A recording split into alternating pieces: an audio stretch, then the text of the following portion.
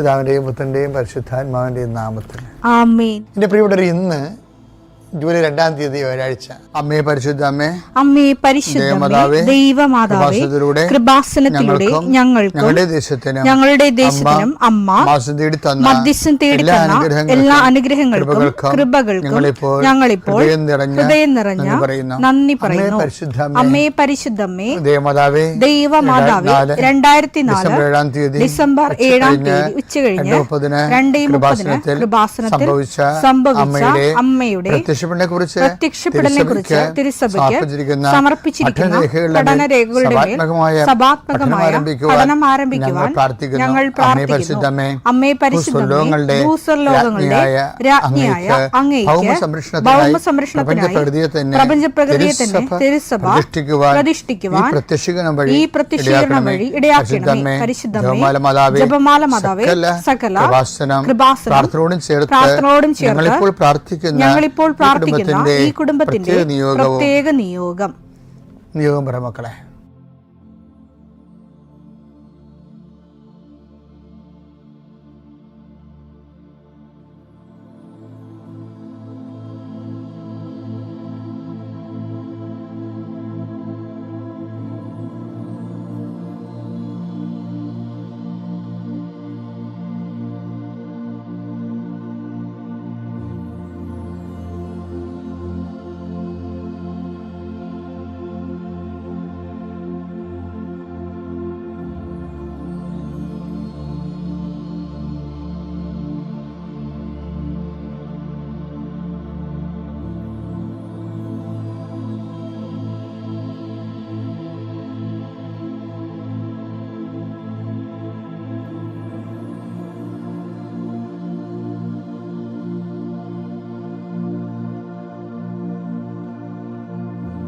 അമ്മയുടെ പ്രത്യക്ഷീകരണത്തിന്റെ ഈ അനുഗ്രഹവേളയിൽ ഞങ്ങൾക്ക് സാധിച്ചു തരുവാൻ കനിയണമേ.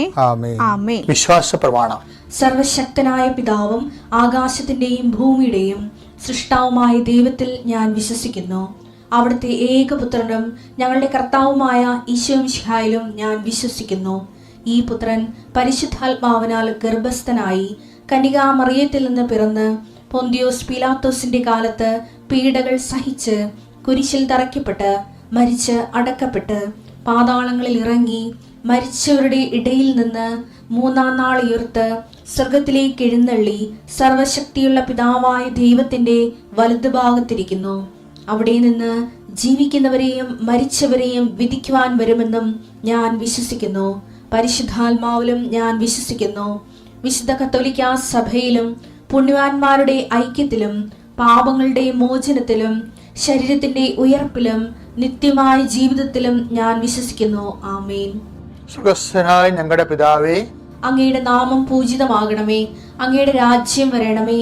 അങ്ങയുടെ തിരുമനസ് സ്വർഗത്തിലെ പോലെ ഭൂമിയിലും ആകണമേ. അന്നു വേണ്ടുന്ന ആഹാരം ഇന്ന് ഞങ്ങൾക്ക് തരണമേ. ഞങ്ങളോട് തെറ്റ് ചെയ്യുന്നവരോട് ഞങ്ങൾ ക്ഷമിക്കുന്നത് പോലെ ഞങ്ങളുടെ തെറ്റുകൾ ഞങ്ങളോടും ക്ഷമിക്കണമേ. ഞങ്ങളെ പ്രലോഭനത്തിൽ ഉൾപ്പെടുത്തരുതേ, തിന്മയിൽ ഞങ്ങൾ രക്ഷിക്കണമേ. ആമേൻ. നന്മ നിറഞ്ഞ മറിയമേ, സ്വസ്തി. കർത്താവ് അങ്ങയുടെ കൂടെ സ്ത്രീകളിൽ അങ്ങ് അനുഗ്രഹിക്കപ്പെട്ടവളാകുന്നു. അങ്ങയുടെ ഉദരത്തിൻ ഫലമായി ഈശോ അനുഗ്രഹിക്കപ്പെട്ടവനാകുന്നു. പരിശുദ്ധ മറിയമേ, തമ്പുരാന്റെ അമ്മേ, പാപികളായ ഞങ്ങൾക്ക് വേണ്ടി ഇപ്പോഴും ഞങ്ങളുടെ മരണസമയത്തും തമ്പുരാനോട് അപേക്ഷിക്കണമേ. ആമേൻ. കർത്താവേ, നിന്റെ ഉന്നതമായ നാമത്തിന് സ്തോത്രം ചെയ്യും. കർത്താവേ, നിന്റെ വിശുദ്ധ പൗരോഹിത്യത്തെ മഹത്വപ്പെടുത്തണമേ. കർത്താവെ, സഭയിലുള്ള സാന്നിധ്യം പ്രകടമാക്കണം. 40 വർഷം ഞാൻ അർപ്പിച്ച കൃപാന്റെ യുഗതിയാണ്. കൃപാസ്ഥാനത്താറെ ജീവനോടെ പ്രത്യക്ഷപ്പെട്ട മാതാവിന്റെ മാധ്യസ്ഥ ഇന്ന് അങ്ങയുടെ മക്കളെ പ്രാർത്ഥന കൂടുന്ന എല്ലാ മക്കൾക്ക് വേണ്ടി പ്രാർത്ഥിക്കുകയാണ്. കർത്താവ്, കിടപ്പായിപ്പോയവര്, ഇങ്ങനെ ഒരു ആരോഗ്യമുണ്ട് പക്ഷെ കിടന്നു പോയവര്, ചിലപ്പോൾ അപകടം ഉണ്ടായി കിടന്നു പോയവര്, കർത്താവെ, പ്രഷർ വന്ന് കിടന്നു പോയവര്, കർത്താവിൻ്റെ തിരുമുറുവാർന്ന വലതുകരം ആണിപ്പെടുതാറുന്ന അത്ഭുതകരം ആ കിടന്നുപോയ മക്കളുടെ മേൽ ശരീരത്തിൽ തലയ്ക്കപ്പെടട്ടെ. യേശുക്രിസ്തു ഉന്നതമായ നാമത്തിൽ നീ സൗഖ്യം പ്രാപിക്കട്ടെ എന്ന് കൽപ്പിക്കുന്നു. കർത്താവേ, പടലപ്പിണക്കങ്ങളും തൊഴുത്തിൽ കുത്തുമൂലം കുടുംബത്തിൽ കലഹവും കോലാഹലങ്ങളും സമാധാനം നഷ്ടപ്പെട്ട കുടുംബങ്ങൾ. നീ ഏത് ഭവനത്തിൽ പ്രവേശിക്കുമ്പോഴും ആ ഭവന സമാധാനം ആശംസിക്കണം. സമാധാന ദൂതൻ അവിടെ ഉണ്ടെങ്കിൽ നിൻ്റെ സമാധാനോടെ ഭരിക്കും. കർത്താവേ, അടിയൻ്റെ പ്രാർത്ഥന കൊണ്ടും അമ്മയുടെ പ്രത്യക്ഷീകരണം കൊണ്ടും കർത്താവേ, ആ കുടുംബങ്ങൾക്ക് സമാധാനം ഉണ്ടാകണമെന്ന് പ്രാർത്ഥിക്കുന്നു. പഠിക്കാൻ പോകുന്ന കുഞ്ഞുങ്ങൾ, പഠിക്കുന്നതിന് വേണ്ടി ഒരുങ്ങുന്ന കുഞ്ഞുങ്ങൾ, കർത്താവേ, എന്തെല്ലാം കാര്യങ്ങൾക്ക് വേണ്ടി മക്കൾ വേദനിച്ച് കണ്ട് ആശങ്കപ്പെട്ടുകൊണ്ട് കണ്ണുനീരോടെ വിഷമിക്കുന്നുണ്ടോ ആ മേഖലയിലെല്ലാം പരിശുദ്ധാത്മ പ്രവർത്തിച്ചുകൊണ്ട് നിൻ്റെ വിഷയത്തിൽ ദൈവം തീരുമാനമെടുക്കാൻ പോകുന്നു. കർത്താവിൻ്റെ മുമ്പിൽ നീ ജാഗ്രതയോടെ പെരുമാറുക. കർത്താവെ, അകലം വിട്ടുപോകുന്നവർ, രാജ്യം വിട്ടുപോകുന്നവർ, വീട് വിട്ടുപോകുന്നവർ, ഞങ്ങൾ കണ്ണുമ്പിൽ മറയുന്നവർ കർത്താവിൻ്റെ കൃപയാൽ നിറക്കപ്പെടട്ടെ എന്ന് പ്രാർത്ഥിക്കുന്നു. എൻ്റെ കർത്താവെ, ജോലിയില്ലാത്തതിൻ്റെ പേരിൽ വിസ പുതുക്കാത്തതിൻ്റെ പേരിലും യാത്രയ്ക്ക് നാട്ടിലേക്ക് വരാൻ പറ്റാത്തതിൻ്റെ പേരിലും തിരിച്ചു പോകാൻ പറ്റാത്തതിൻ്റെ പേരിലൊക്കെ കുടുങ്ങി കിടക്കുന്നവർ, എൻ്റെ കർത്താവിൻ്റെതുമായ എന്തെങ്കിലും ബന്ധനങ്ങളെ ഞാൻ അർപ്പിച്ച 40 വർഷത്തെ ബലിയുടെ ശക്തിയാൽ ബന്ധിക്കുന്നു, അഴിച്ചു മാറ്റുന്നു. കർത്താവിൻ്റെ കരുണ നിന്നെ ആവശ്യിക്കുകയും നീ വിടുതൽ പ്രാപിക്കുകയും ചെയ്യട്ടെ. I command you in the name of Jesus Christ, you be healed and delivered. എൻ്റെ പ്രിയപ്പെട്ടവരെ, ദുഷ്ടഭൃത്യ, നിന്നോട് ഞാൻ ക്ഷമിച്ചതുപോലെ നീയും അവനോട് ക്ഷമിക്കേണ്ടതായിരുന്നില്ലേ? അർഹത നഷ്ടപ്പെടുത്തി കണ്ട ഒരാൾ. ആ വചനം എടുത്തേ. മത്തായിയുടെ സുവിശേഷം 18-ാം അധ്യായം 23 മുതലുള്ള തിരുവചനം. മത്തായി 18-23 വചനങ്ങൾ. സ്വർഗ്ഗരാജ്യം സേവകന്മാരുടെ കണക്ക് തീർക്കാൻ ആഗ്രഹിച്ച ഒരു രാജാവിന് സദൃശമാണ്. കണക്ക് തീർക്കാൻ ആരംഭിച്ചു 10,000 താലന്ത് കടപ്പെടുന്ന ഒരുവൻ അവർ അവന്റെ മുമ്പിൽ കൊണ്ടുവന്നു. അവന് അത് വീട്ടാൻ നിർവാഹമില്ലായിരുന്നു. അവനെയും ഭാര്യയെയും മക്കളെയും അവന്റെ സമസ്ത വസ്തുക്കളും വിറ്റ് കടം വീട്ടാൻ യജമാനൻ കൽപ്പിച്ചു. അപ്പോൾ സേവകൻ വീണ് നമസ്കരിച്ചുകൊണ്ട് പറഞ്ഞു, അപ്പൊ എന്നോട് ക്ഷമിക്കണം, ഞാൻ എല്ലാം തന്നു വീട്ടിക്കൊള്ളാം. ആ സേവകന്റെ യജമാനൻ മനസ്സലിഞ്ഞ് അവനെ വിട്ടയക്കുകയും അപ്പോൾ അവന് കടം ഇളച്ചു കിട്ടി, അർഹത കിട്ടി. അടുത്ത വചനം എന്താ? അവൻ പുറത്തിറങ്ങിയപ്പോൾ ഈ അർഹത ഇവൻ കളയുന്നുണ്ട് പിന്നീട്. അതാണ് വിഷയം. ഓക്കെ, അർഹത പലർക്കും കിട്ടും, പക്ഷെ കൈയിരിപ്പ് കാരണം അർഹത അവർ കളഞ്ഞെടുക്കും. അവൻ പുറത്തിറങ്ങിയപ്പോൾ തനിക്ക് 100 ദനാറ നൽകാൻ, അത് നിസ്സാര കാശാണ്, 100 ദനാറ തരാനുണ്ടായിരുന്ന തന്റെ സഹസേവൻ ഒരുവനെ കണ്ടുമുട്ടി. അവന്റെ കഴുത്ത് പിടിച്ച് ഞെരിച്ച് കൊണ്ട് അവൻ പറഞ്ഞു, എനിക്ക് തരാനുള്ളത് തന്നു തീർക്കുക. മറ്റേ താലന്താണ് 10,000 സ്വർണ്ണമാണ്. ഇത് വെള്ളി നാണയമാണിത്. 10 വില കുറവാണ്. 100 വെള്ളി നാണയം. അത് തരാത്തവൻ്റെ കഴുത്തിന് ഇവൻ ഈ 10,000 താലന്ത് ഇളച്ച് കിട്ടിയവനെ, 10,000 സ്വർണ്ണ നാണയങ്ങൾ ഇളച്ച് കിട്ടിയവൻ 100 വെള്ളി നാണയക്കാരൻ എൻ്റെ കടക്കാരനെ കണ്ടപ്പോൾ അവൻ്റെ കഴുത്ത് പിടിച്ച് തിരിച്ച്. അപ്പോൾ ഈ കയ്യിരിപ്പാണേ. അപ്പോഴുടനെ മറ്റുള്ളവർ വന്ന് രാജാവിനോട് പറയും, നമ്മൾ അങ്ങ് സമക്ഷത്തുനിന്ന് ദയവുണ്ടായി അവൻ്റെ 10,000 താലന്ത് ഇളച്ച് കിട്ടില്ലേ? അതെ, കൊടുത്തു. അവൻ പുറത്തിറങ്ങിയപ്പോൾ അവന് 100 വെള്ളി നാണയം തരാനുണ്ടായിരുന്നു, അവൻ്റെ കഴുത്ത് തിരിച്ചെന്ന് പറയും. അപ്പോൾ രാജാവ് അലറും, ദുഷ്ടഭൃത്യ കൊണ്ടുവരാൻ പറഞ്ഞവനെ കൊണ്ടുവന്ന്. എന്താ പിന്നെ അടുത്ത ഭാഗം വായിച്ചേ? മത്തായി 18:32-33. അവനെ വിളിച്ചു പറഞ്ഞു, ദുഷ്ടനായ സേവക, നീ എന്നോട് കേണപേക്ഷിച്ചുകൊണ്ട് നിന്റെ കടമെല്ലാം ഞാൻ ഇളച്ചു. അതവിടെയാണ് വിഷയം. ഞാൻ നിന്നോട് കരുണ കാണിച്ച പോലെ നീ നിന്റെ സഹസേവകനോട് കരുണ കാണിക്കേണ്ടതായിരുന്നില്ല. അപ്പം കരുണ ഒരു വിഷയമാണ്. നമ്മൾ കൈപ്പറ്റുമ്പോൾ തന്നെ മറ്റുള്ളവരോടും കരുണ കൊടുക്കണം. നമ്മളെല്ലാവരോടും കരുണ വാങ്ങിക്കും. നമ്മുടെ മേലാളന്മാർക്കെല്ലാം കരുണ കൈപ്പറ്റും. കീഴാളന്മാർക്ക് നമ്മൾ കരുണ കൊടുക്കത്തില്ല, താഴെയുള്ളവരുടെ കൂടെ. അതൊരു വല്ലാത്ത പ്രശ്നമാണ്. ഇവനെന്ത് ചെയ്യുന്നറിയുമ്പോൾ ഇവൻ ആദ്യം കരുണ കിട്ടി, ആ 10,000 താഴെ ഇളച്ച് കിട്ടിയവൻ അവന് ഉള്ളത് കൂടി പോയി. അർഹത കിട്ടിയവൻ അർഹത നഷ്ടപ്പെടുത്താൻ. നിങ്ങൾക്ക് പണ്ട് ഇതിനേക്കാൾ അർഹത ഉണ്ടായിരുന്ന ആൾക്കാരാണെന്ന് ഓർക്കണം. നിങ്ങളുടെ കയ്യിരിപ്പ് കാരണം അർഹത നഷ്ടപ്പെടുത്തിയതാണ്. നിങ്ങൾക്ക് എന്തെങ്കിലും ആനുകൂല്യം കിട്ടുന്ന കാര്യം വരുമ്പോൾ നിങ്ങൾ ദൈവത്തെ മറക്കും. നമുക്കതിൽ നിന്ന് നേട്ടവും ഒക്കെ ഉണ്ടാകുന്ന വിഷയം വരുമ്പോഴേ നമ്മൾ കുറേ വചനം മറന്നു പോകും, പിന്നെ പള്ളി മറക്കും. എനിക്ക് ഏറ്റവും ദേഷ്യം ഈ ദിവസം കുർബാന കാണുന്നവരെ.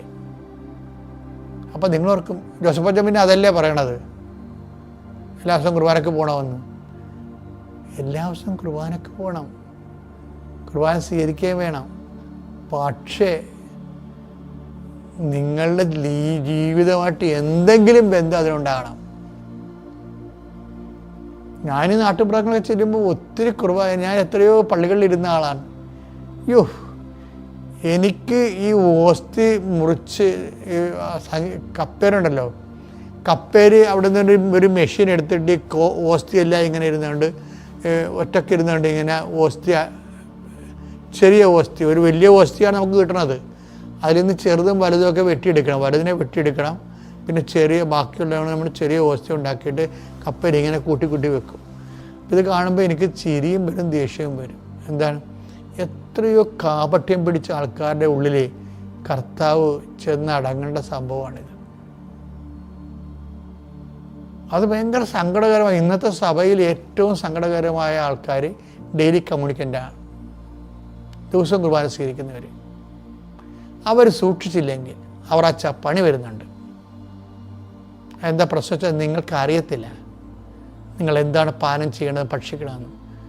ബൈബിൾ പറയണത് ശിക്ഷാവിധി എന്നാണ് പറയണത്. ആ വചനെടുത്തേ, 1 കൊരിന്തോസ് 11:29.